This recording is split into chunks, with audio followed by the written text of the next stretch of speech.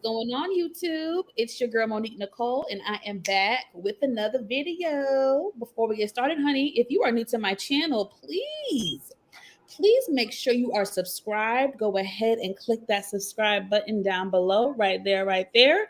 And while you're at it, go ahead and click the thumbs up button to like this video. It is an easy and free way to help support your girl's channel. Okay, we trying to grow over here, honey. Okay, so click that like button to help support your girl. Now, tonight I have my favorite diva in the building, Nita the Diva. Hey, hey, Hey, hey. Diva. I am here. You are present, you are here, and I appreciate you for Thank you. being here. Although you are feeling a little under the weather, so I really appreciate you still doing the thing with me. Appreciate Of you. course. Let's Can see. everybody hear me okay? I know you can't see me, but can you hear me? Hey, hey.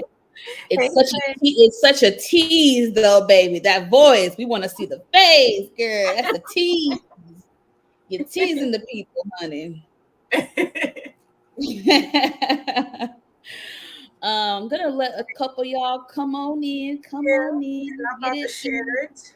Get it warmed up. I'm about to send the link to a couple peeps. So before we get into things, because we have some things to discuss this fine evening, you guys, and we're not going to stay too long, but we definitely going to get into the nitty gritty of everything that took place on our favorite reality TV shows this past week. Hey Tiff, I was just about to send you the link, girl. Good looking out. Let me send it to another person.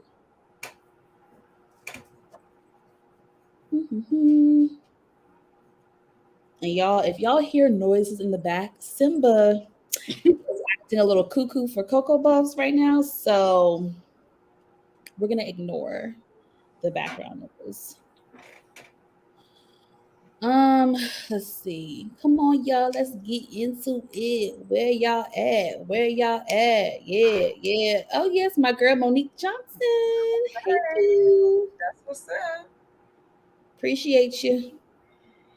Oh yes. You see, Tiffany pays attention, you guys. Notification gang. Listens to me, honey, when I say make sure y'all click that notification bell so that you will get notified whenever I drop new content. Okay, make sure you do that for both me and Nita. Okay, it really goes a long way, and we would greatly appreciate it. And make sure y'all click the thumbs up button to like this video. Easy and free way to help support your girl. Oh, y'all know I love my little sound effects.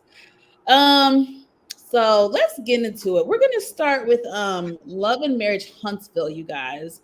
Love and Marriage Huntsville. Now, unfortunately, I don't have a lot of pictures. I have one picture, literally, that's it. And I do have some notes. So we're not gonna go scene by scene, but we're definitely gonna hit on the most important parts of the episode this past week. Nita, before we dive in, how did you feel overall about the episode? The episode was a trip to me. Um, I don't know if I want to say the highlight, but the low light of it was Mr. Mark. I was not feeling him, but we're gonna get there when we get there. But I thought it was an interesting a revelation with Kiki. That was an interesting revelation with her. That was And very yeah, it was an interesting episode. But it felt like it was quick. It felt like it wasn't much other than that. But yeah.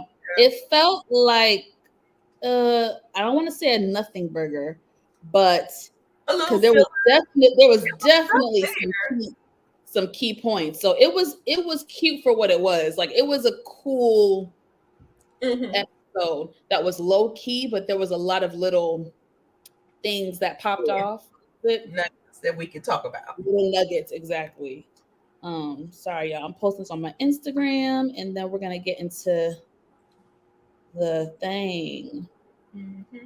That's what I'm Got to doing. make sure people are tuning in. Okay, we don't just do this for nothing. Yes, we have fun, but we got to make sure people are watching us. So Let's do this real quick. Thank y'all for being patient. What did y'all think about Love and Marriage Huntsville? Hey, Miss Kira. You know, Miss Kira doesn't watch Huntsville. That's why I said let's do this one first. Oh, Miss Kira doesn't watch it. Okay, honey, you're missing out. You're missing out. You know that's all they be talking about, girl. Okay, I'm sharing to Instagram. All right. So did I. Okay. All right. Let's get into it, you guys. So let me look at my handy dandy notebook. That's on my computer. Okay, so we're gonna actually the first topic is gonna be about Kiki, actually. Okay, so Mel and Kiki are hanging out or whatever. I think Kiki went to Mel's house, right, to help out with her beauty line, something like that. Something of that sort. I don't really remember. But so it finally gets revealed, the big secret, the big issue that Kiki had with Tisha and Marceau. So if y'all don't remember, there was this big thing that they told Melody and Martell years ago. I think Kiki was going over to their house for Christmas dinner or Christmas festivities or whatever have you. And they gave Mel and Martell a warning about Kiki. We never knew what the warning was, but it was something very offensive that bothered Kiki, that hurt her, and she's held onto it for a couple years now. So after much speculation, we're talking about people was talking about bed bugs and shit. After a lot of speculation, it was revealed that Kiki had a drug addiction. She was addicted to opioids, prescription pills, and it got so bad to where she was actually stealing the pills from people that she would be around, family, friends, etc. So that is the information that Tisha and Marceau warned Mel and Martell about. I feel conflicted because addiction is a pretty rough thing. It affects not only the individual, but also the ones around them. It affects family members, friends, etc. The question of the hour, were they wrong for telling Mel and Martell that information? I want to know your opinion. I mean, it's almost like a double-edged sword. Mm-hmm. Okay. I think the fact that she was released from rehab, I feel like she possibly had done the work and we wouldn't have a situation like that. Mm-hmm. But on the other hand, I feel like don't do it. But the only thing is when we start talking about thievery, when we start talking about crimes and stuff that can, it gets a little iffy. It does. That's where it's blurred for me because, if she was a known thief and people found out that she was stealing their stuff and it became a big ta-da, that's when it gets a little, because then you're going to be looking at your friends like, why you ain't tell me? Why you let me, Yeah. But at the time, I feel like it may not have been that at that time.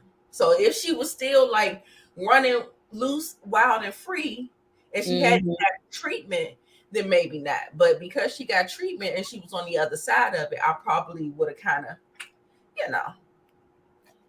Yeah, you bring up permission. Ask her permission. I don't know, something like if you don't want to tell them, then I might have to say something because I may feel like I have to say something because they are my friends. Something like that. I don't know. I don't know, but you bring up a great point. It's not just the addiction aspect, it's the fact that she was stealing. Now, of course, she gonna kind of downplay it. We don't know the true extent of how bad she was stealing, how many times she stole, who she stole from. A part of me is leaning towards the I'm not so mad at Tisha and Marceau really now. Mhm. Um, I mean, it's I just get it. you were a liability, friend. I'm sorry. It's not to shame you. I don't want to shame you or anybody that had a drug addiction. I don't want to shame you, but you were a liability, my dear. And I'm bringing you around people. It's my obligation to warn them in case. But I don't know. It gets really murky. It It does. gets really murky. Now, the part where I'm like, They we said won't they were resolve. laughing about it. They was giggling and Thank laughing about it like it was a joke. I was just like, yeah, no, like you. how honest were they trying to be, or were they trying to make her look bad? Like, are you looking out for me, or are you laughing it off, or like, what is Yeah. it? Are you clowning me, or you know what I'm saying? Like, And it's one of those things where you have to it really depends on the context, because it's like I would have to hear it myself and see it myself to be able to really critique and be like, yeah, you guys were wrong for making fun of them. Or was it like hey, this is awkward to bring up. I'm going to crack a joke to make it not as awkward, but this is fucking awkward. I yeah, don't know, because I've done it before with but it something we could have talked been a about nervous laugh. laugh. The nervous laugh, that shit's real. You'd be like, yeah. Yes, yes, Inside, yes. you're like freaking out Right. inside. So it's just, and honestly, it's Mel's word versus theirs, because obviously Kiki got that information from Mel Hmm. about the laughing part. And then So, there's that. So I don't know about that one, because you know how male. I don't know. Mel can sometimes be Mel. I Yes. would if it was a few months clean. I think she had just gotten out though, so I don't think she was a few months clean. I think she had just gotten out of rehab. But I guess that's the same thing, right? Because Yeah. you're clean, you go to rehab. Um, that's a good point too. Like to give benefit of the doubt because the person just left rehab, right? But Right. I don't know. It's one of those. It's tough. It's tough. Yeah. I think if she went to rehab, um, depending on how long it was or whatever, usually when people are tempted is when they're thrown back into like so say like for instance, if she went to a party and everybody was passing around pills and something, like if it was something that triggered it, but just being in the company of people and everybody's just having a good time, people just maybe drinking, maybe have some eggnog and stuff like that. Like I felt like she could have shown composure in that kind of situation where she wasn't being tempted. A lot of times people fall into temptation, like people who, if they got locked up and they had a bad habit and then they come back out and they go back to the crack house, okay, then we're in the crack house. So Uh-huh. so I feel like that situation was a little bit different, and I would have tried to give her the benefit of the doubt after coming out of rehab. But Yeah. if something would have came up where she was like, I had this party and some of my stuff came up missing, and then I'd be like, ooh, ooh, ooh. So then I would, definitely, I'd be like, this okay, okay. Well, guess what? You know what? Did you have Kiki over there? You know what? She had a little Sorry, I don't know why I'm laughing. It's really not funny. right, right. No, I understand though. Oh, But I'm just saying, I'm like, you may feel obligated at that point. Like, okay, right, well, to say yeah. something. But she went through rehab, and go through your reasoning of why you didn't tell them for prior Yeah, to something like that, and then maybe you can clean it up on the back end. So yeah, I don't. right. Yeah, it's a tough one. It's not as clean cut as Kiki was making it before. It's definitely a complicated situation, and it's very subjective. It depends on the person you ask what they would do, what they wouldn't do. So, mm, but I'm glad it was finally revealed, because who came up with the bed bug thing? Like, who came up with that? Who? Well, actually, I really believe the bed bug thing over the addiction thing. I mean, Really? I do. The addiction thing makes so much. The addiction thing Give makes me a heads so up much from more. anybody that got bed bugs, baby. Bed bugs is a very petty, like a petty situation to me. Like the drug thing made sense because the vitriol that Kiki had and the emotion, it makes so much more sense to me. That is the drug addiction thing. Yeah. And it makes so much more sense to me that Tisha and Marceau divulge that information. It makes so much sense to me. So I got clarity. I was like, that's it. Like that makes sense. Okay. That's for me though. It made sense for me. I was like, okay. But I have to laugh now at the bed bug because that shit whoever came up with that.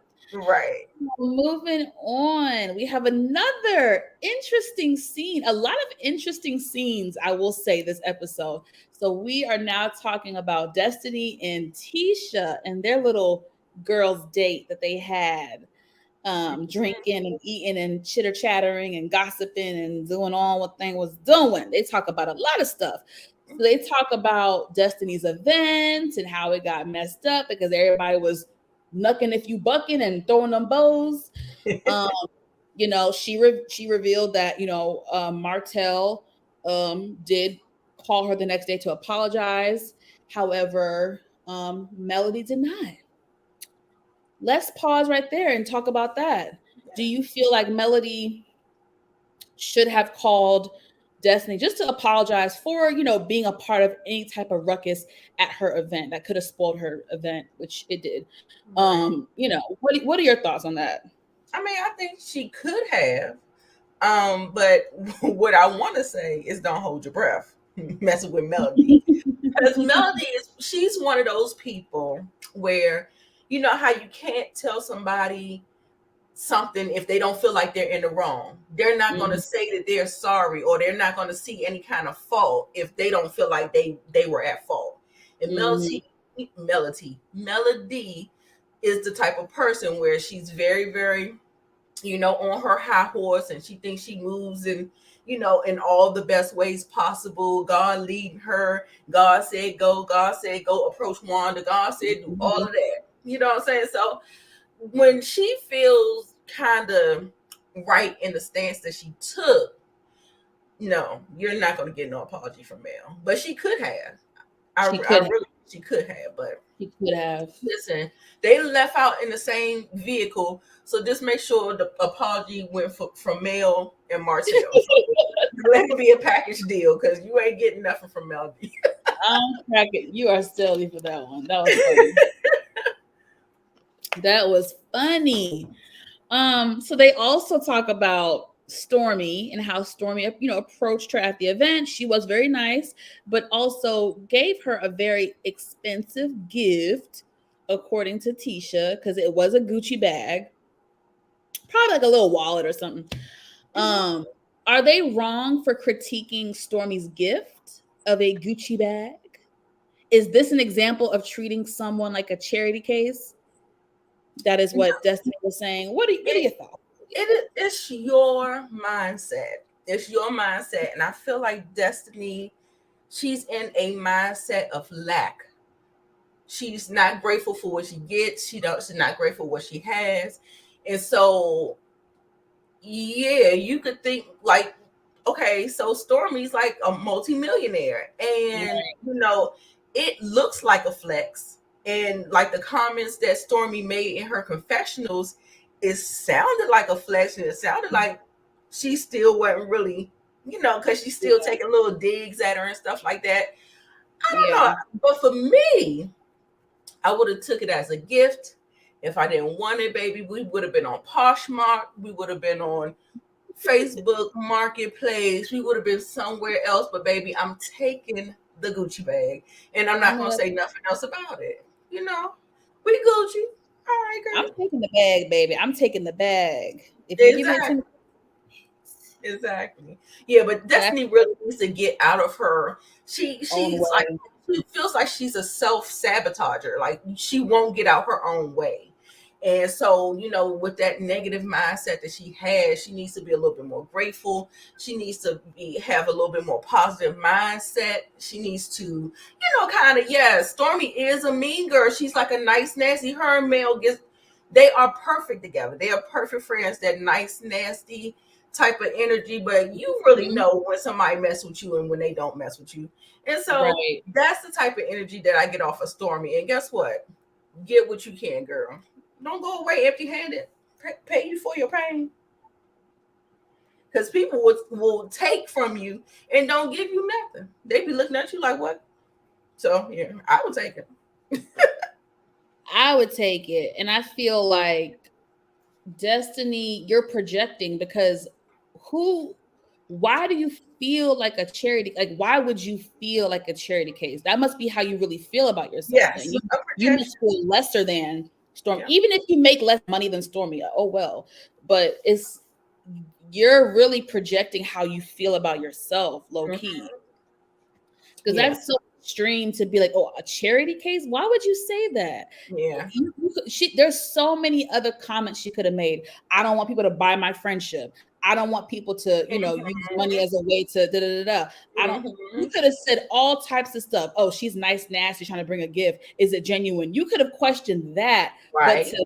But to say charity case, that means you're feeling lesser about yourself. Right. Well, we all go through stuff. She probably is feeling insecure about her situation. And I get it. You're a newly single mother. Your business has gone through some ups and downs. There was COVID. You had to get loans or whatever. I get it. Everybody gets insecure about stuff, but she's definitely projecting that. That I would say. Yeah, definitely. Because just that word choice tells you all that you needed to know. Because ain't nobody come in there like that. She came in there giving gifts. You know what I'm saying? And listen, I'm a receiver, man. I'm gonna receive. I'm here to receive. I'm a receiver. Give it to me. Give it. I was like, girl, you got that thing all wrong, girl. What did you do? Give it to me. Gladly. I wish a friend would give me with a damn Gucci bag. I wish. Girl, what? So moving. Yeah. And you are absolutely right, Monique. Her insecurities, yes. She really needs to work on herself. And she's such a pretty girl. And that's what goes to show you that you're being pretty, that doesn't make you secure. It doesn't make you secure. You gotta work, you gotta do the work. Right. So the next scene that we're gonna discuss is Nita's favorite scene. Can't wait to talk about. This is when the Scott brothers meet up. Yay! And we get to finally meet Mark. We've been hearing so much about Mark over the last couple seasons, little tidbits here and there. Yeah. So we finally get to meet him. And it was a very interesting scene. It's bad when your own family is like apprehensive to talk to you. Like that, it's bad. Yeah. And I found it interesting that they met in a park. Like, y'all don't want to invite him over to your house. Like, why y'all meeting in a park? Y'all can't meet at the office. Y'all can't meet at the office. Y'all can't meet at the house. Y'all can't have dinner. Like, we just meeting in the park. I was just like, why y'all dropping out this thing? We just had 10 people a few minutes ago. Now we got 6. What's the thing? Somebody else live? What's going on? Because why the hell y'all dropping out like flies? Thursday, another one. We lost another one. Wait a second. Aww. Y'all better come back. Yeah, that's a good point. YouTube tripping sometimes. Yeah, that's just make sure y'all hit the like button. Yeah, before y'all leave, make sure y'all hit the like. Share it and catch the replay. So, they discuss his recent behavior on social media. He's definitely in his feelings. His feelings were hurt from last year's reunion when Miss Vanessa did not claim him as her man. She basically was like, we're good friends, and did not officially claim that they were in a relationship. So I guess he got in his fifis, he got in his feelings, and lashed out on her via social media. Now, I don't know exactly what he said, but from what I can gather, it was rude, it was mean, and probably some inappropriate language was used as well. So his brothers, Marceau and Maurice, having a brother to brother talk to just tell him, like, hey, man, you can't react this way. It's not appropriate. It's not a good character of a man. And it affects the family. Take it away, Nita. What are your thoughts, baby girl? What's your thoughts about Mr. Mark? Oh, this was an interesting piece of the Scott puzzle. This was a very interesting piece of the Scott puzzle. I will say that. Mm-hmm. Now, what I will say is that out of all of the brothers, who is the youngest? I want to say Maurice is the youngest. Does anybody know? Does anybody know? Because what it feels like to me is that we have the tyrant. We have Mark the tyrant. Then we have Marceau that's just a little bit, just a tad bit better than Mark. And then we have Maurice, who have seen both of his brothers and how they act. And he's tried to tailor himself just a little bit different.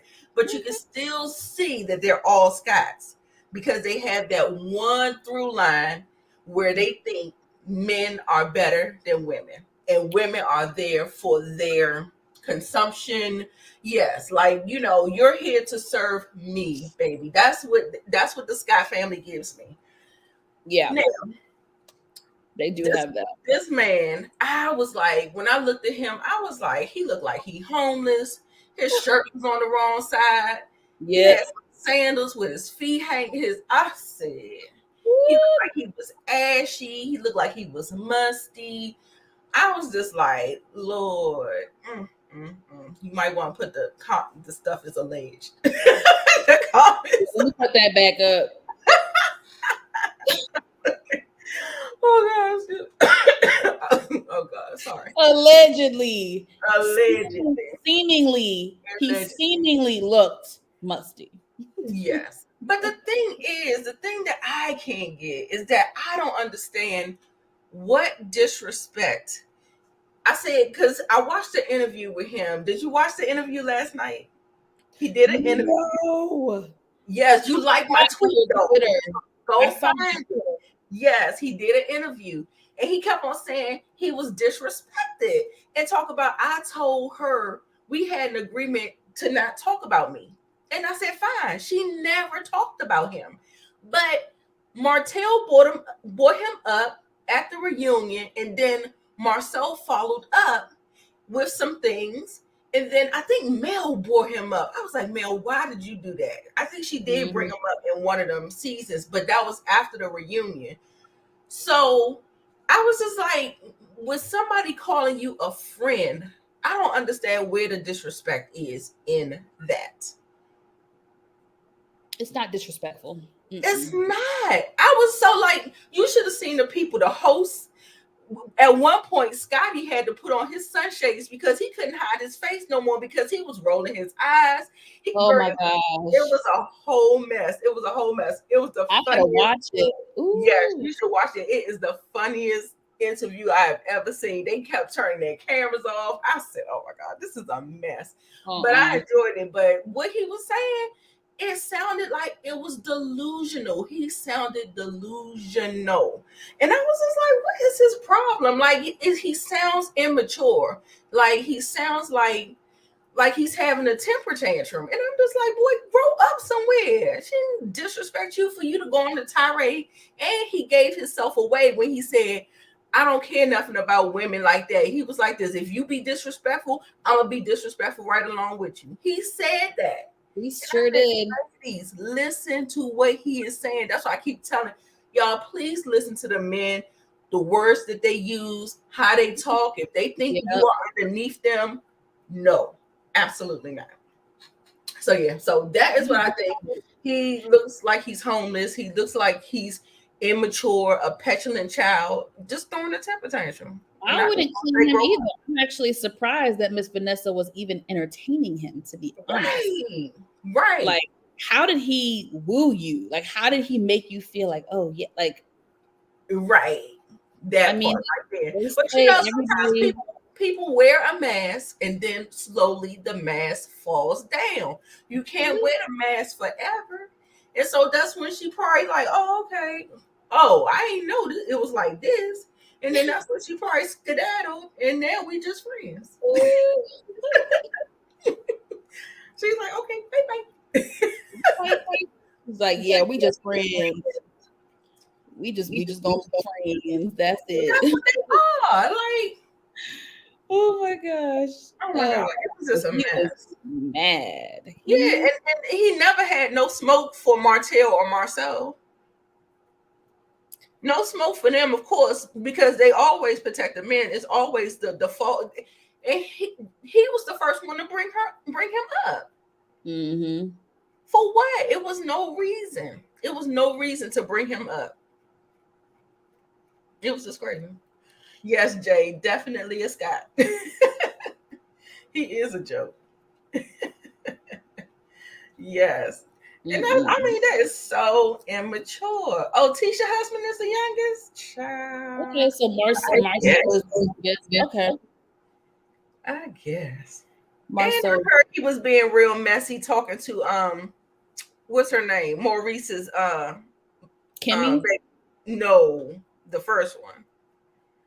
The sons of Kiowa.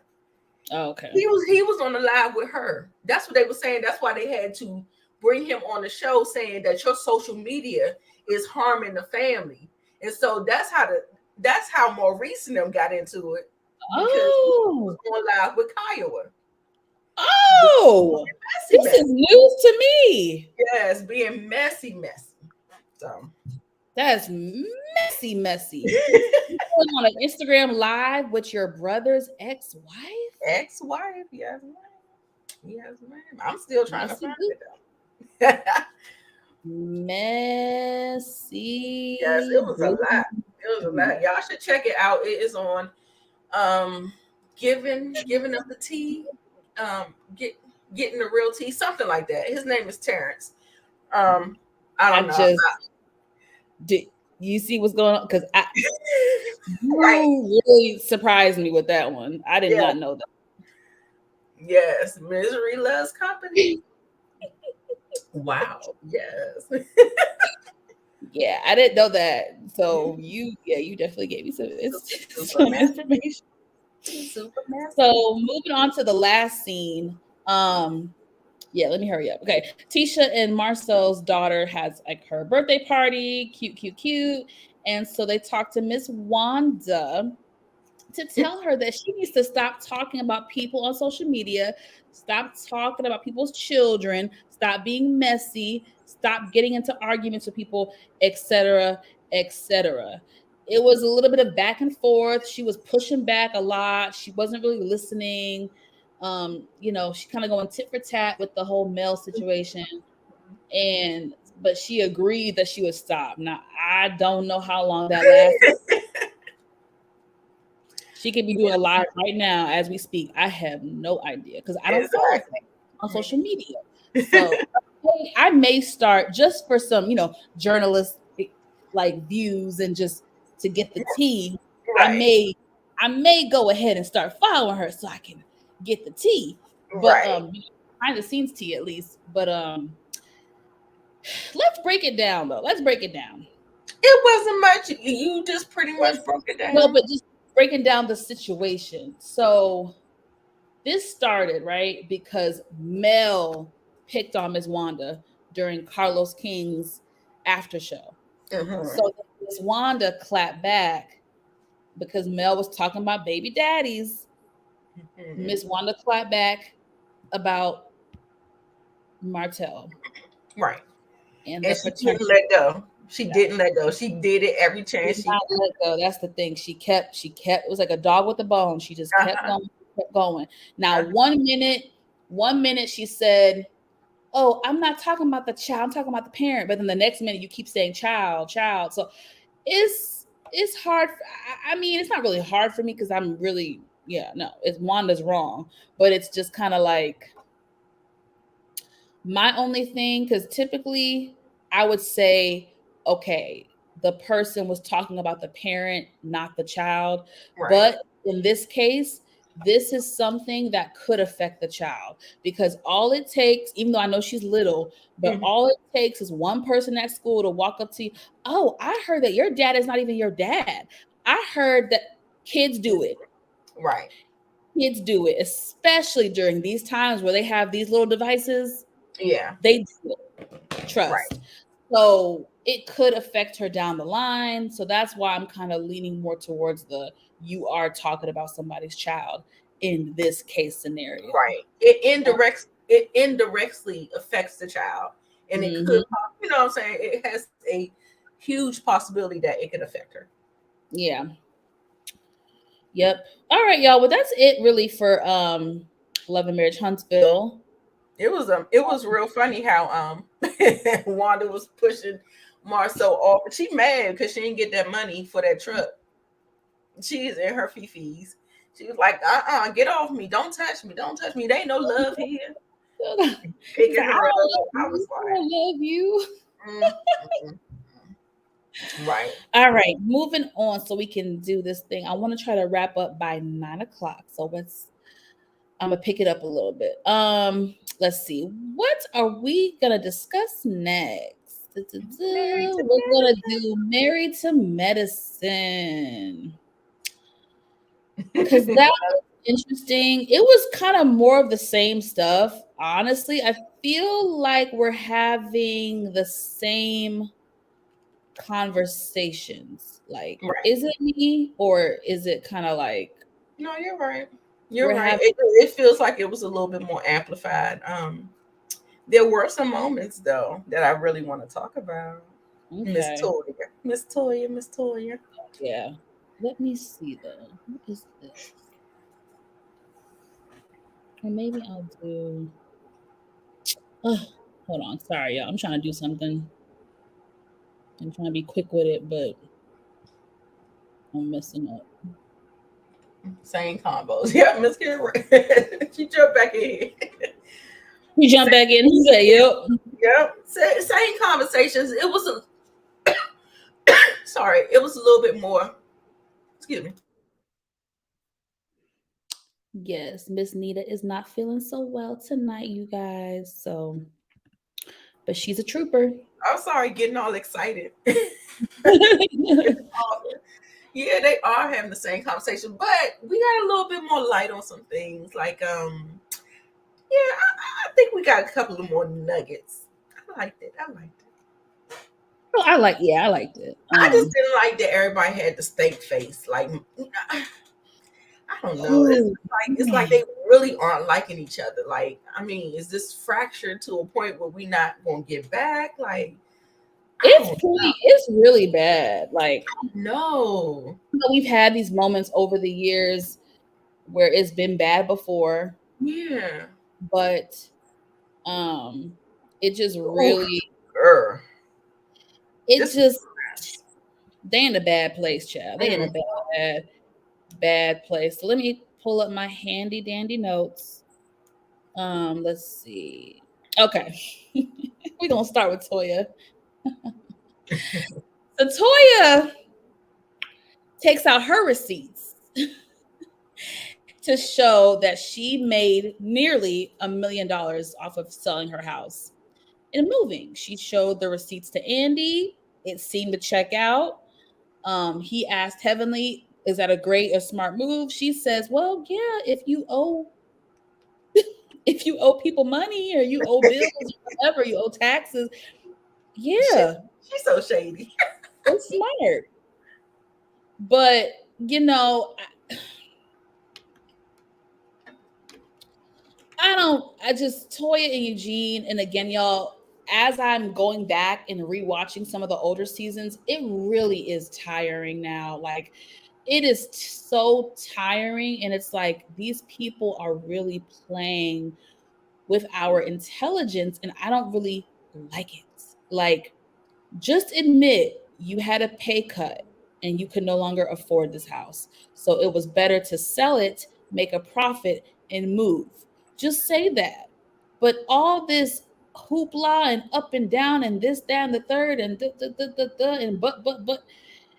Right. Right. Yeah. Yeah.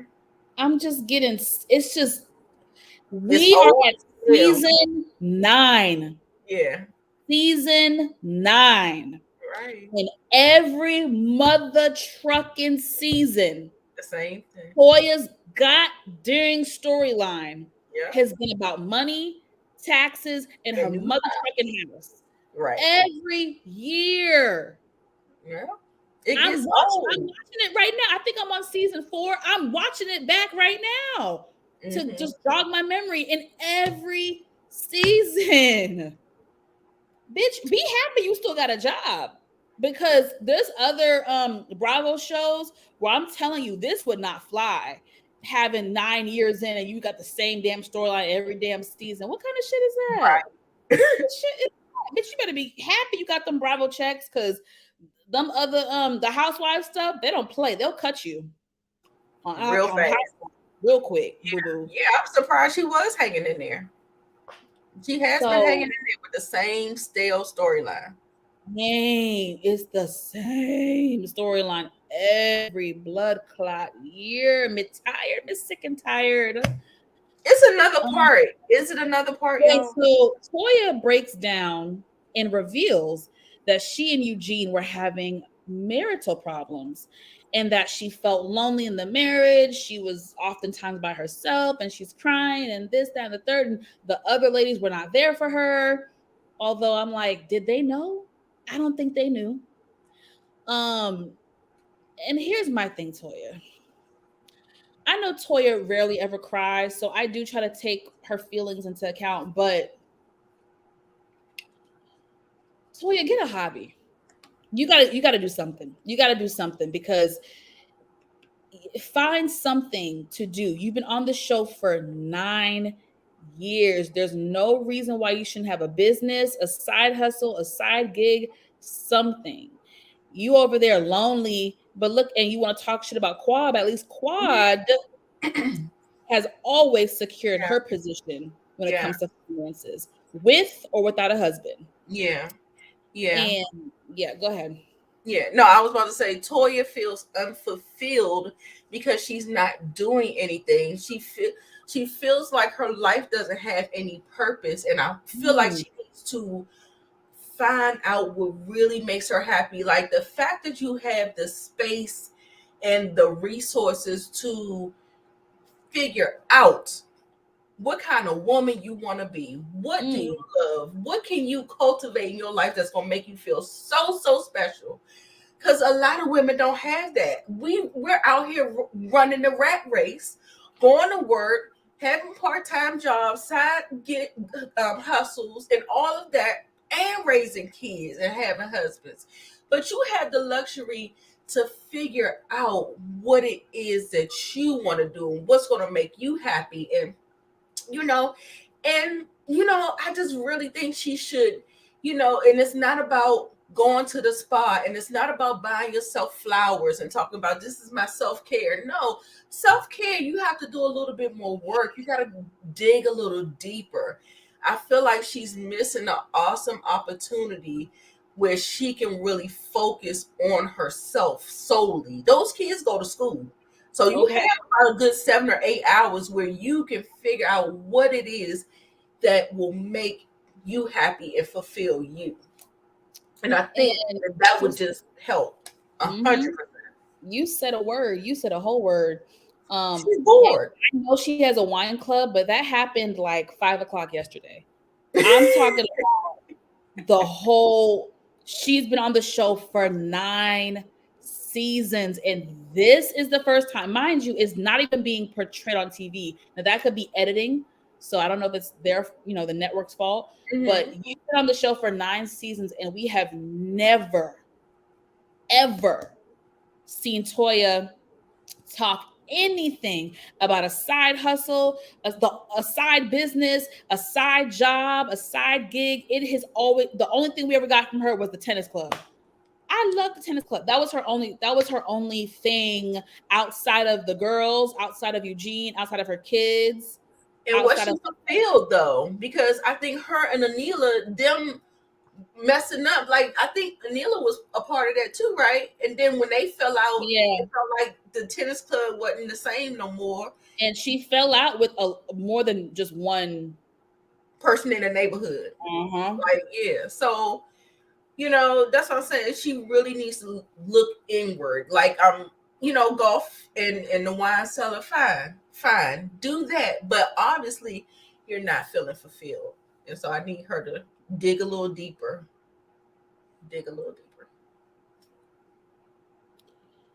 5 o'clock yesterday. Sisters she must be a Toya stan. Yeah, girl, you a Toya stan because you making every excuse. Now I hear what you're saying about women. I get what you're saying as far as, yes, you're right. Women who marry early in life or women who marry men of a certain caliber, they go through an identity crisis. You are 1,000% right. That does happen. And she has the opportunity to find herself, and she should be lucky, and she should be grateful for that. She should be grateful that she has the time, space, resources, everything afforded to her to find her identity.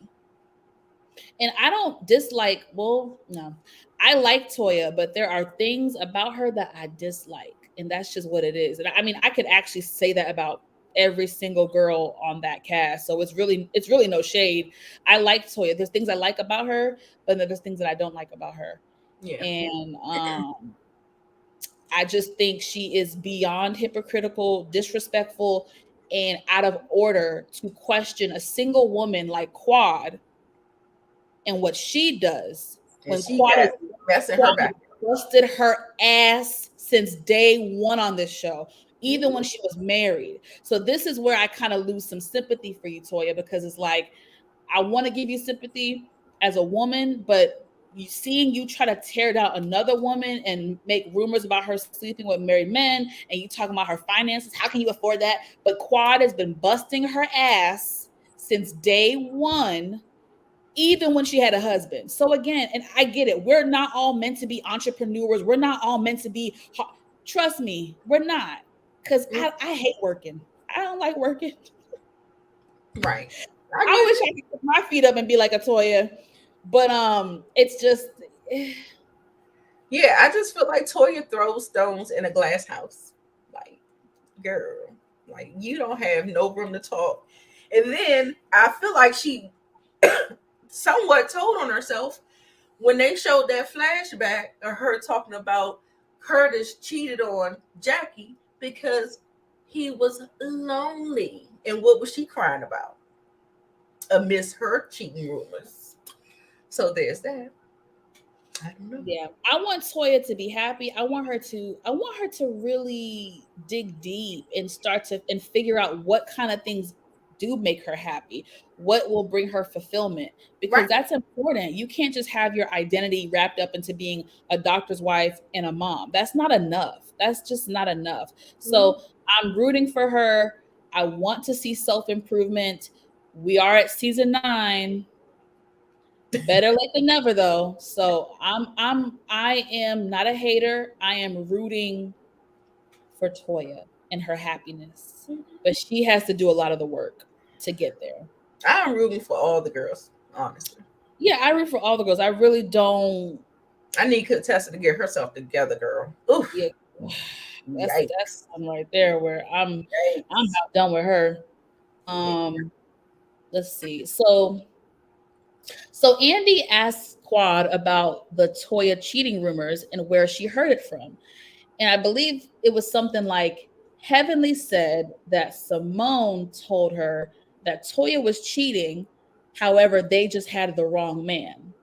Simone denies it and says she would never tell Heavenly anything of the sort because Heavenly has a big mouth and has a YouTube platform and blah, blah, blah, blah, and blah, blah, blah, and blah, blah, blah.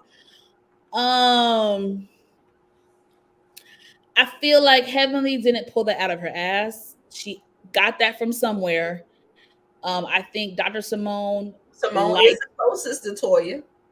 Simone is the closest to Toya, but Dr. Simone could also be messy, She just does her mess in a different way. She But don't do it in front of the cameras. she don't do it in front of the cameras. But Dr. Simone does talk her shit. Mm-hmm. And I'm not sure. Did you notice that every time Simone started talking, Andy is like he can't stand the pitch of her voice, and he was like, okay, I got it. Yeah.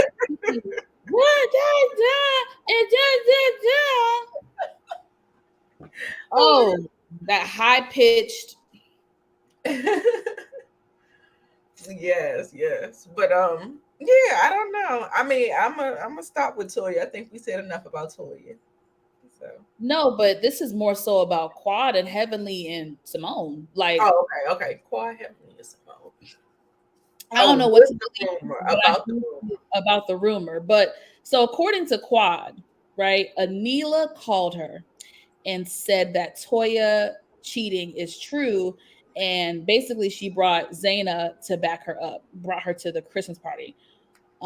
Quad admits that she did intentionally try to hurt Toya as payback for Toya spreading rumors about her, etc. Was it wrong? Yes. Do I appreciate the honesty? Yes, because a lot of people would not admit that. A lot of people would have sat there and bullshitted. A lot of people would have. So I have to give Quad credit for her being able to look somebody in the eye and be like, you know what? I did that because I wanted to hurt you for hurting me. Exactly. Eye for an eye. Doesn't make it right. You know, two wrongs don't make it right. But I respect her for being honest. I'm always going to respect honesty. That's it. That's all you can do with that. Yeah. So yeah, I was with her standing 10 toes down because you could see it all through the season. In them confessionals, Quad was coming for Toya's ass. He was coming hard for Toya. I was like, damn, Quad. I'm not even like a Toya stan. And I was like, damn, back up off the system a little bit. Yes. But they have a rocky history. Quad and Toya have a very complicated history. I miss it when they were friends. They were actually used to be really good friends at one point, and it's actually sad to see the demise of their relationship. But they have both hurt each other. Again, I'm rewatching the seasons, y'all, so my memory's a little bit more fresh. They both have hurt each other. Right. And one thing I will say about all these ladies that pisses me off, I feel like they all, whenever it comes to them, they act like a victim, but they do the same thing, like to you know what I mean, to somebody else. Like I just I don't get it. Everybody acts hypocritical on that stage. Everybody, like Heavenly says, we all talk about each other. Y'all mad because I do it on a platform, but y'all talk shit. We all talk and gossip. Right. I'm just like, that's true. As long as Heavenly is not spilling some deep, dark secret, I feel like Heavenly ain't said nothing worse than them other girls. And I'm rewatching the episodes. I'm seeing what people are saying. Heavenly is not saying anything worse, right, than what them other bitches have said about each other. Calling niggas their husbands gay, calling their husband definition of a big ass bitch. Oh my God, coming for people's businesses, people's jobs, careers, credit. I mean, they have done a lot to each other. So I one thing I don't like, and they all do this. They all play victim when it's their turn. When it's their turn to catch the heat, they're a victim. And I'm like, bitch, you was just saying this about. And I do not like when it comes to this cheating rumor, right? I'll say this first. Yes, Toya has every right to be angry. Absolutely. But you can't sit up there. I felt like she lied. The rumor about you is worse than the rumor you said about Quad. Quad is still a human being. She still has a reputation to withhold, and she's a single woman. Yeah, it's the same. How do you not know that you making those rumors and saying those rumors perpetuating them could mess up her chances at a great like it just I don't like how it's like, oh, this rumor is bad, but this one's not as bad. Or it's like, what? It's all bad, you guys. It's all bad. Like, so it's just really the cast gets very hypocritical and they do a lot of double standards. And that is one thing I don't like about this cast in particular in comparison to some of the other Bravo shows that I watch.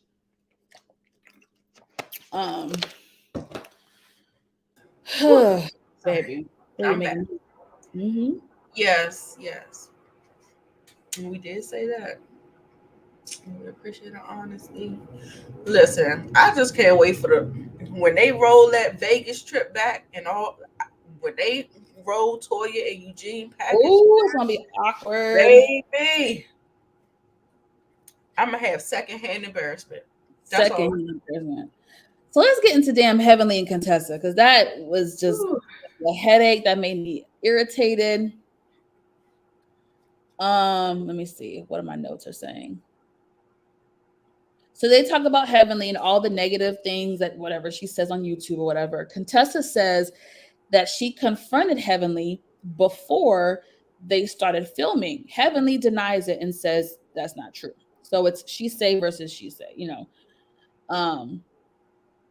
She says that they had a conversation, and Contessa was dogging out Scott. Heavenly told her straight up, if you're going to stay with him, you need to stop talking about him because you look dumb. You look crazy. Contessa denied that. Contessa has amnesia. Revisionist history. All about last year. I mean, even Andy had to chime in and step in and really agree with Heavenly. Was like, well, you did kind of trap. Not what was the dog? I didn't dog my husband. I dogged him when? Well, last year when you were insinuating that he was cheating on you, you were complaining, you were talking all this mess about it was so much information. The DMs, does he have a life coach? Does he not? Is it a woman? Is it a man? It's a girl. No, I was just joking. You crying every 2.5 seconds at the hotel. You can barely speak up for yourself. You had to apologize for the girls for getting them involved. Heavenly had to come to your hotel room to talk to Scott. I mean, bitch, there's so much information. And Andy was listing a few. I was like, okay, Andy, you remember. Good. You've been doing your homework. So what do you have to say about that back and forth? I mean, it's the revisionist history for me. Like she act like we didn't see it with our own eyes. Like, I mean, go back to season 8, go back to season 7. I was just like, no, Contessa, she's making herself look stupider. I mean, she's not winning anybody with this type of behavior. Like, raise your hands if she's won you back over. Like, I don't even want to see her anymore, honestly, because it's too much contention. Like, and then she likes to lie. Like, you know, I mean, I guess every franchise has to have a liar, right? So we have Marlo, then we have Mia. Who else is the liar? So I guess we gotta have a liar, or is that a part of the requirement, the cast requirement? We gotta have a villain, we have to have a bone carrier, and then we have to have a liar. So I don't know. Oh Lord. Yes. Oh my God. Yes. That interview with Funky and Contessa, I couldn't even get through 10 minutes of it. I left off at the 10-minute mark. I said, girl, I'm not gonna sit up here and let you play in my face. Good night. Yeah. Good night. I didn't even. I said nope. I'm actually mad at Funky for doing it. Like, why? Right. I mean, it still got views, child. I don't know how long they stuck in. It was an hour-long video, so I'm just like, damn. But I don't want to hear Contessa's bullshit. Like, seeing it on the reunion and her playing the game of semantics, and I can't listen to no damn bullshit. If this was a regular situation where both people were being upfront and honest, and there was this side and this side, like everything else, I could listen to it. Okay, let me hear your side, because everybody has different perspectives, etc. I'm pretty level-headed, and I normally would be able to hear both sides. Right. But this past season and this reunion, hearing Contessa's side, it's just, yeah. And then she gets overly aggressive, girl. I'd be like, girl, shut up. Why are you making up? I like screaming and oh God. She's very aggressive, but she's been that way for a while now. It's just people are seeing it more, but she's been that way. Yeah. I'm actually over Contessa and Scott, honestly. Because I mean, I feel like they made a fool out of their family. Then they came back, tried to clean it up, and it failed miserably. Like, no. Like, I mean, just because you can have arguments, these heated arguments with Heavenly, that's not good enough for me. Like, yeah, Inga, like, I don't want to see Contessa. I'll take Anila and what's his name? Karen over Contessa and Scott. I'm sorry. Me too. I don't care, because Kieran is fucking fun. Kieran is funny. I love Kieran. He's sarcastic, funny. I like his wit. I like the babies.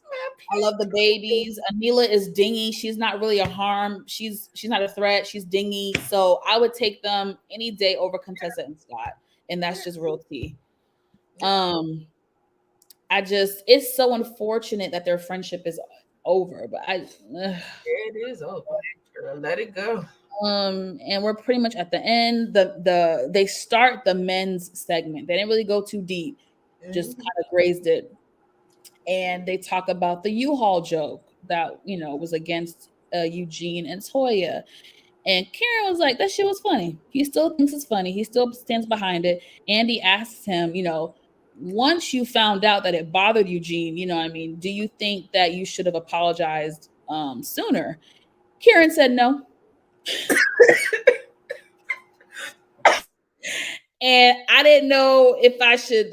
I mean, I laughed. I don't know if I should agree or disagree, because it's like he's keeping it real. But is he being an asshole? Like, is he being that is being an asshole. If you have offended someone, you could be like, okay, I really felt like it was just a joke, but since you took so much offense to it, man, I ain't mean it like that. It wasn't even that deep. My bad. Something, not double down, not like, I don't know. Yeah, but it was hilarious. It was funny. It was entertaining, but I do think he was being a little bit of a jerk.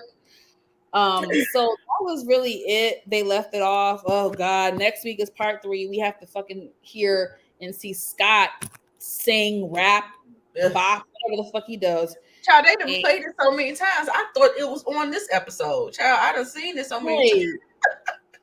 I'm like, please stop. Don't. Oh, my ears.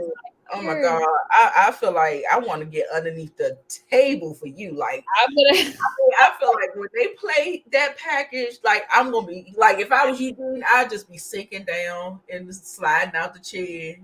It's like secondhand embarrassment for real. Like, for real. Bad. Oh, God. Please. Yeah. All right, y'all. Now we're moving on to Housewives of Potomac. Let me see something. That's not what I wanted.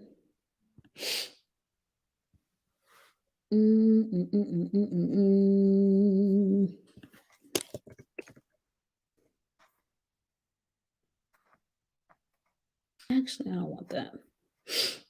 Sorry, y'all. Give me 1 second. I'm over here trying to change my background.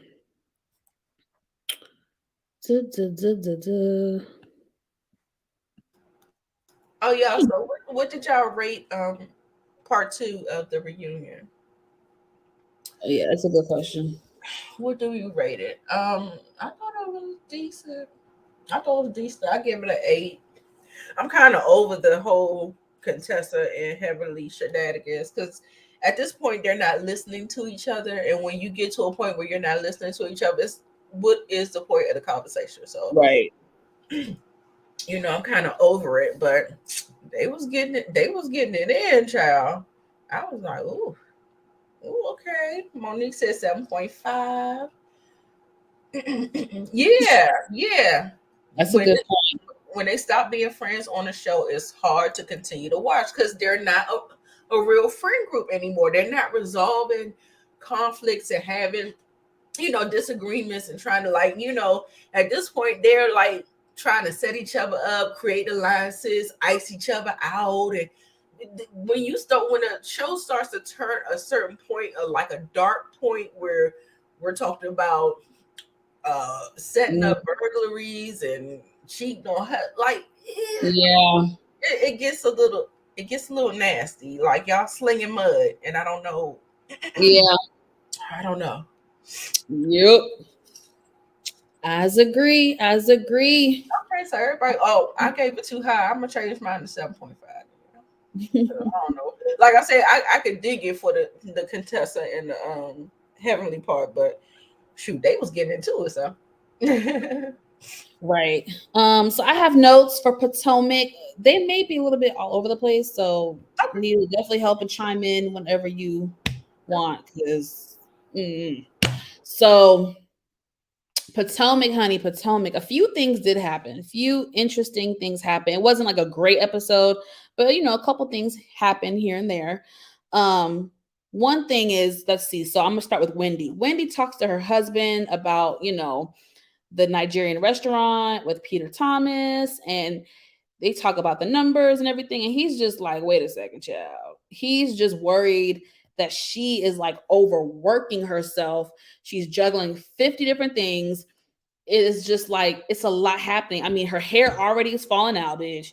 I mean, you're already stressed, right?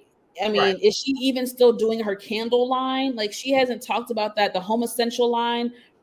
What happened to that? Are you still doing it? You're juggling so much stuff. You're a commentator. I think she's promoting her book that she has out. She's a mom. I mean, she's doing a lot of stuff. So he is worried about all of that. You have any opinions or thoughts on that part? yeah. Just like Inga said, she better not give one red cent to Peter Thomas. No, no, no. Do not. We already have the Yelp review for Peter Thomas. We know that he has multiple business that have fallen and gone asunder. Don't you do it. Don't you do it.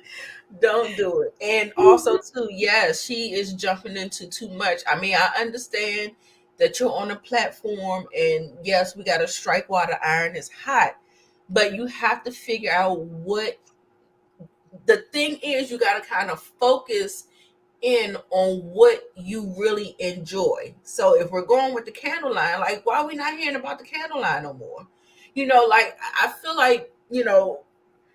like that can actually run on its own. Like, you can get a business manager. If you got a candle line, like, that's really streamlined. That's like something like merch to me. And I think that we do have another avenue of bandwidth, but don't do something that your heart is not in, because it's not going to flourish. There's no point of trying to be the master of all. You know what I'm saying? Or a general person of all things, trying to put your foot in this, put your foot in that. Try to be a master of one thing, and that one thing will flourish, beyond what you thought it could do. So I think she should focus and hone in on something and Okay. make sure it is like, like I said, same thing that I was saying about Toya. Find the desire of your heart. You have the resource, the opportunity, the platform to make the best thing that you want to just flourish and just do what they want to do. But I don't think she don't have a good mindset of what she wants to do.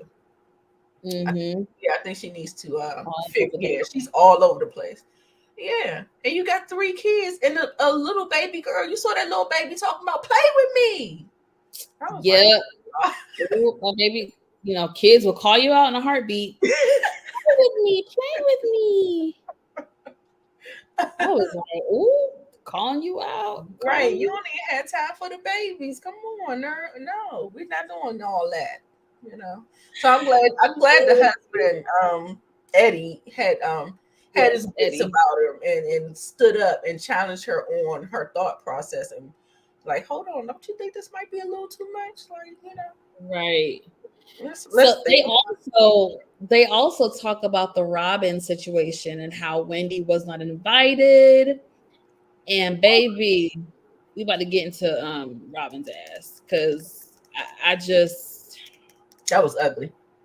so I can't remember if she revealed it in this scene or if it was the scene with her and with Juan, but nonetheless, child, Robin came up with this bright idea that she's still not going to invite Wendy. However, for the kids, she's going to invite Wendy's children. However, she asked if Candace would be Auntie Candace and go, bring the kids and take the kids. And I was like, I don't know. You know what? That must be the white side of her. I would expect that shit from a non-parent. Someone who is not a parent, I would expect some dumb shit like that. Right. You being a parent of two, Yeah. that was some dumb shit right there. That was so stupid Right. and disrespectful. I'm like, what the hell? I And then mean, you love Wendy that much to where you can't invite her and her children. And let's be clear, Robin, the argument that y'all got into at the stripper pole class, whatever, you started that shit. You're the one that got buck. You're the one that escalated it. You were the one that was very abrasive. You're the one that stood up and did all this rah-rah stuff. So you were the aggressor. Let's be clear. You were the aggressor, my dear. right. Wendy really wasn't really doing too much. So she's still vexed off of that. But I'm just like, sis, is that deep? Everybody's invited with their children, and you couldn't invite her with her kids. Right. You think she's gonna give her kids to somebody else to take Right. for the day? Right. Okay. Yeah, Robert, you was whack. You was all the way whack for that. I'm like, I don't know who black mother will send their children somewhere where I'm not welcome. Girl, are you kidding me? Girl, who knows what you'll do to my children? No, absolutely not. Absolutely not. And then she gonna sit up there and say, well, I guess it wasn't when she did Oh, her her confessional. talking about, well, I guess it wasn't about the kids. Girl, shut up. It was about your dumb ass. No, my kid's not coming without me. No, Juan did not have no dental problem. He did not. He did not. Child, Juan is in Vegas with what's his with name? with Michael. That's where Juan is. Juan is in Vegas. You remember he said he wanted to take him to Vegas? That's where they at. And let me be clear, y'all. I am not insinuating that they are. I'm not. I know some other people do it. I'm not. I think I don't think like that. I'm thinking they like to be together because they're cheating buddies. And men always have a cheating buddy where they know they have that one pal where they can hang out with and do some grimy stuff with and keep each other's secrets. Like, all right, don't tell now, don't tell. That's what I think of it more as. I don't think that because Juan don't swing that way. I think it's more so, hey, you're my boy. Don't say nothing. So, and let's be clear, Juan has definitely been pulling back from filming the last couple seasons. So Yeah. I was not surprised that he was not at the group event. Like Yeah. that was I'm trying to figure out how are they having these house husbands and these house husbands don't want to film. So we got Michael, he don't want to film. Now we got Juan, he don't want to film. Like they don't get paid no way, so it don't even matter. That is true. That is true. I think the only one that ever got They paid. are roommates. They are roommates. That's what Juan and Robin gives me. Roommates. Roommates. Y'all gotta stop. I don't like perpetuating that if people's sexuality. I don't like to do that. Now, Michael, we can question, but Juan, nah. Leave that straight black man alone. But Never mind. I'm not gonna say what I was gonna say. Alleged. It was gonna be messy. So let me just move on. So speaking of Michael, and I might need help because I think I was typing too fast and I left some parts out about Ashley and Michael's divorce. So earlier in the episode, I think she met with her publicist, right? And they were kind of going over the joint statement that she and Michael came up with together. It was a very nice statement, very, very nice. Ha ha ha, cute, cute, cute, whatever. So by the end of the episode, baby, now I think filming wise, this probably happened within a week's time. Mm-hmm. By the end of the episode, baby, the rumors got out, the word got out, and everybody knew, the blogs knew that Michael and Ashley were getting a divorce. So she's trying to call Michael. He's not picking up the phone. He in It Vegas. sounds like he disconnected the phone. Right, because she said the number you have dialed, bitch, that's a either he ain't paying no bill, which we know he got money, or you blocked. Sure, he having fun in Vegas. He's having fun. The number you have dialed is no longer in service. What? Huh? Oh gosh, poor Ashley. Yeah, And she got I don't believe this whole storyline. And you hit it right on the head. I don't believe it because I don't understand how you're going through a separation and a divorce. You're trying to get another house in a company under the marriage. Then he gets a vasectomy because he thinks that you're trying to get pregnant by him. And I'm just like, well, are y'all getting a divorce or are y'all not getting a divorce? Because they're getting a divorce. Everything that the actions say otherwise. She said she put what she can do. She's trying to get that house because she knows she can't. Listen, I'm not saying I would do that because they get paid pretty well on the show. I would take what I could get, but she's used to a certain lifestyle now, so she's getting controlled by Michael. She's getting controlled by him. She's getting played by him. But I recently watched her on Watch What Happens Live, and baby, the way she was talking, trust me, they're getting a divorce. This is very much so very real. And the maybe she's trying to create storylines for the show, like not really. I think we give way too much credit sometimes to these people and these producers. People are just effed up. Sometimes people's lives are truly messy. Like it's just messy. Yeah. And when you go through a divorce, you go through a little period of back and forth, like, that was the beginning. Like what we're watching was like the beginning of their little bit of a split. So like you said, that backsliding. Oh yeah. It's definitely happening. But she did say on Watch What Happens Live that in that paperwork with the prenup, there was definitely some fine print that she did not pay attention to. And there were some words that were used that she was not aware of. And it's not going to be as smooth sailing for Miss Ashley as she initially thought, as far as the moolah and alimony and things of that sort. So it's getting messy. And that's why when Uncle Lump said you need to have your own attorney, he was not lying, because Michael's attorney is not going to look out for your best interest if he's Michael's attorney. Period. Right. Yeah, so it's not in real life, in real time. I'm not saying they're like beefing, but Ashley out here on her hot girl shit. I'll tell you that. She on her hot girl shit. I've been seeing her on TikTok and on they trying to hook her up with some of these other Bravo guys. They trying to hook her up at BravoCon with these other people. So she on her hot girl shit. Okay. Trust.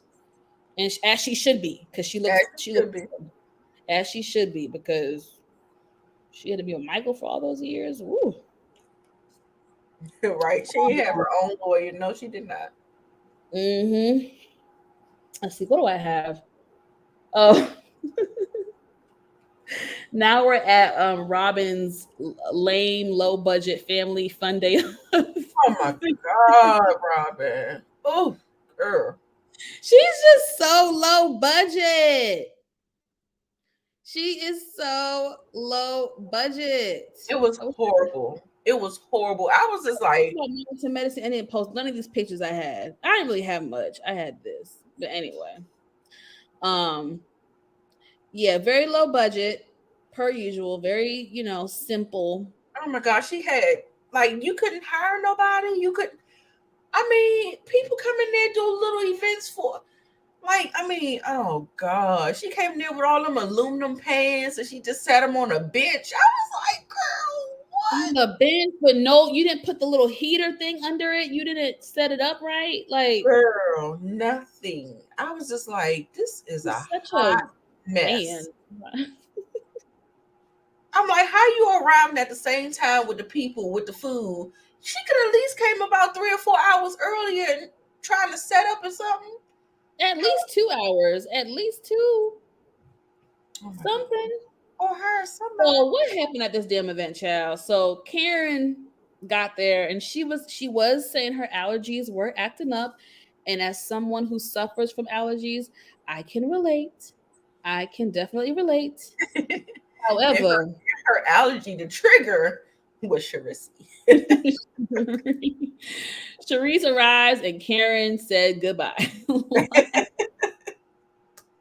She was out of there. No, but I do want to say real quick, I think they had told either Karen asked about Wendy or they told her about Wendy.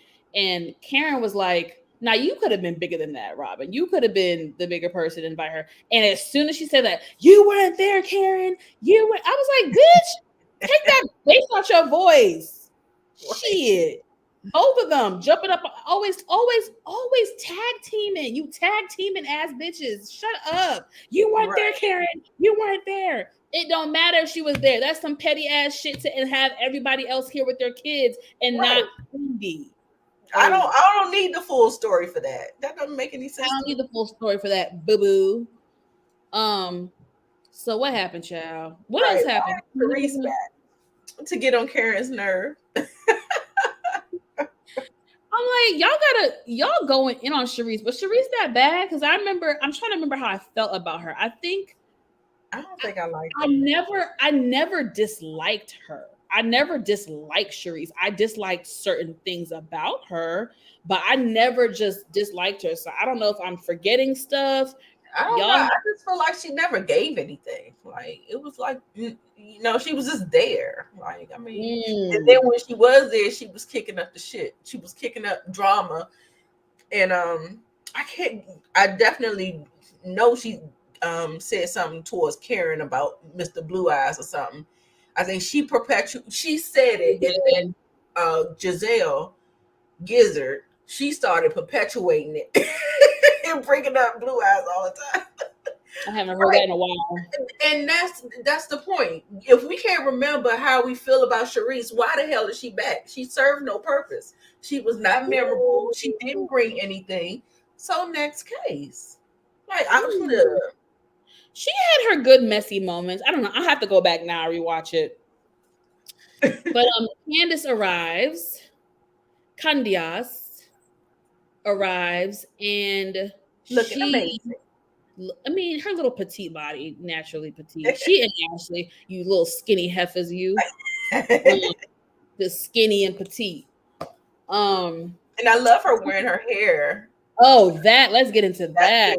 Beautiful. I love that she's wearing her natural hair. I think I'm gonna start doing that this winter. I want to do that. I love the color too. I'm a red auburn girl. It's like a nice brown auburn. I love it. So good point. I do love her natural hair. So she arrives. She says hi to basically everyone except for Giselle. Hi, Grace. Hi, Grace. Yeah, that was funny. And then Gizzard talk about she taking it too far, girl. Shut up. You took it too far, Miss Mamas. You took it too far. Exactly. So Candace and wait, I feel like I'm missing something. Candace and Ashley had a scene together, right? Yeah, they were talking about the eggs, the process not going too well for her. Right. So that's what they talked about here at the event. They talked about that, right? And that's why I think, or whatever, the other way around. But nonetheless, they still talk about it at the event. And I think this is where Ashley was saying, she's been praying for her, she's been journaling about her, and something about baby dust. And Candace was like, wait a second. Pause. What the hell is baby dust? Is that some voodoo type shit? We get very weird about stuff like that.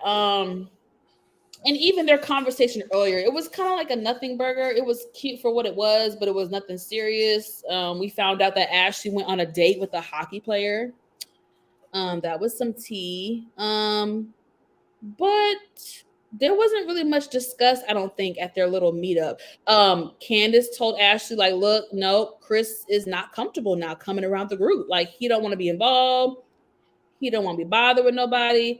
He's not comfortable. And I respect it. I understand where he's coming from, because I wouldn't want to be around them bitches either. Right. After Giselle did what she did, and you're trying to perpetuate this BS narrative that is just so far from the truth. Right. And then talk about she feel like she's owed an apology. Girl, what? An apology?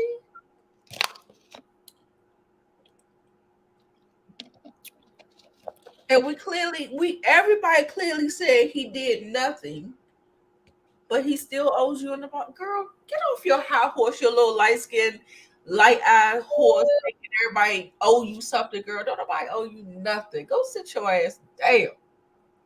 Girl, yeah, he is the devil. Get on my nerves. So for 7 seasons and it's still basic. You're right. The food was cold because she did not have the little heater thing you put under the. So it was cold. It was cold, Inga. It was definitely cold. Yes, we love Karen.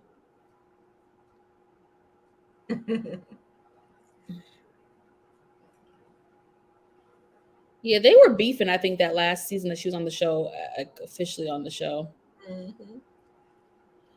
I think that was it really for Potomac. Nita, let me know if I missed something, but it was a very mild episode in my opinion. Right. And I missed that last week when we were saying by neck or by neck, by ankles. Oh my God! I hope Candace stay on Gizzard's neck. She is, like, in real time. In real time, they are still. When she said Giselle is dead to me, she meant that shit, and that was months ago. They taped this, so she has maintained this stance from months ago up until now, because she is still dragging her on Twitter.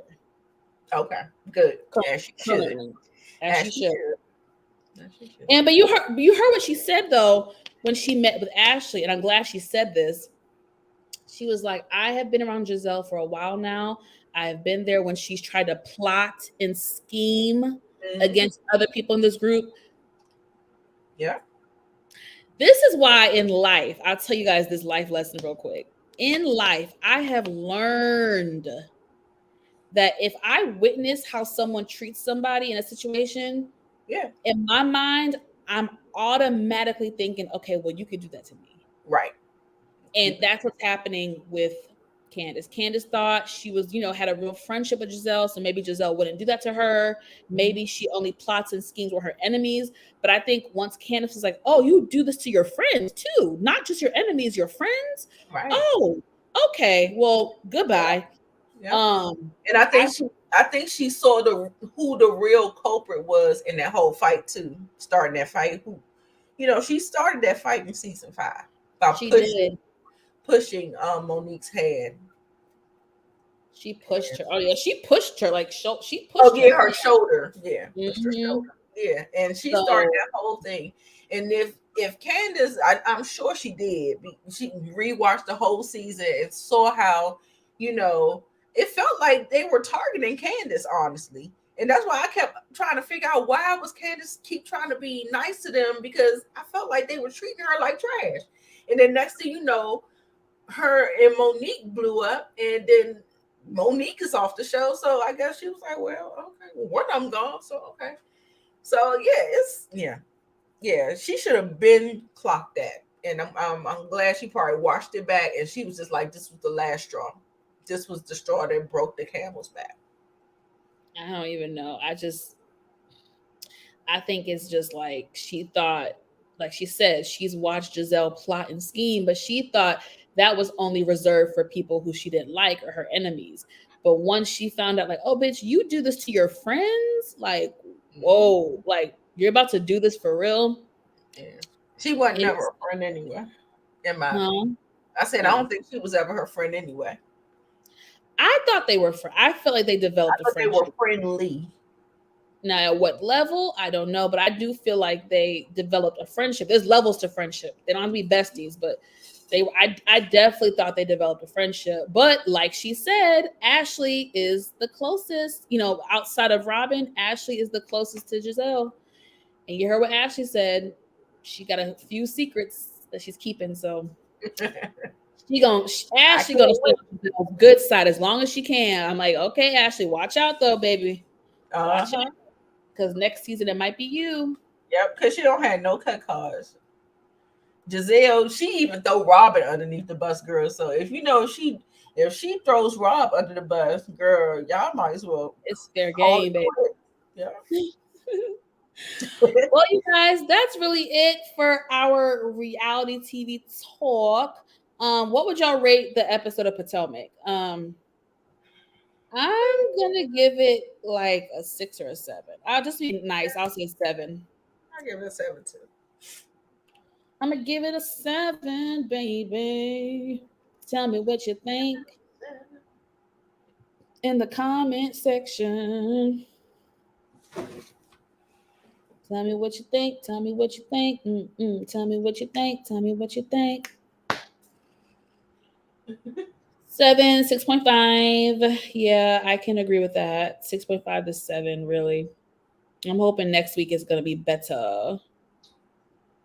I think next week is going to be better for a lot of the shows, at least for sure for Potomac and for Huntsville, because that trip for next week looks pretty juicy. Yes, cash trips. Yeah. Oh yeah, that's coming, babe. They do 2 a season.